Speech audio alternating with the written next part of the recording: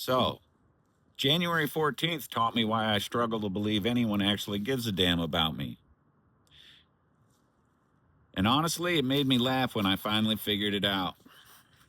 See, today's reading talks about believing in a loving, caring higher power. And I'm over here like, yeah, that's cute. Tell that to a 5-year-old me. Because hear what my developmental years looked like. Age 5, grandmother dies. Age 6, grandfather dies. Age 7, dad dies. So when people in recovery talk about trusting a loving power, my brain's like, hard pass.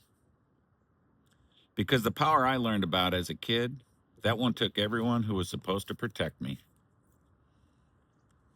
The reading says some of us believe God is cold-hearted and unreasonable, sending us bad luck on a whim. Yup, that checks out.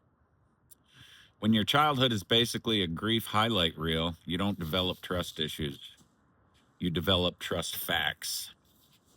But here's the plot twist nobody saw coming. That's exactly why today's message hit differently. The reading says believing in a loving power is quite a lean for some of us. A lean?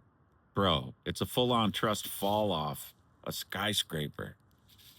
But it also says our positive experiences in recovery can help us believe in a loving God of our own understanding. And that's where it gets wild. Because recovery has done something those childhood losses couldn't. It showed me I'm not designed to white knuckle life alone. It gave me a community that actually shows up. It proved that maybe there's something bigger than my trauma running the show. Is it easy? Hell no. Do I still side-eye the concept of a loving anything daily? But here's what I know today. The same power that allowed those losses also guided me to recovery when I was drowning. Thank you, T. The same universe that felt cold and unreasonable somehow connected me with people who get it. And that's not luck. That's not coincidence. That's something I'm learning to call grace. So yeah, January 14th is elite for me. Not because it's easy, but because it reminds me the kids who grew up surrounded by death, who need this message more than anyone, because if someone like me, with every reason to believe the universe is cruel, can find moments of trusting a loving power, then maybe, just maybe, there's hope for all of us. So just for today, I will open my mind and my heart to believe that God is loving and trust my loving higher power to do for me what I cannot do for myself. Even when my 5-year-old self rolls their eyes at me. Call to action. Drop a heart if you've ever struggled to believe anything or anyone actually has your back.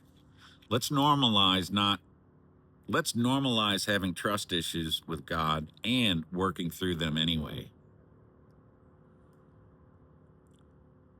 So, a couple questions. What age did you learn the world wasn't safe? I'll go first. 5. 2. Who else came into recovery with a God they didn't trust? You're not alone. Real talk. What helps you believe in something loving when your past says otherwise? That's table talk.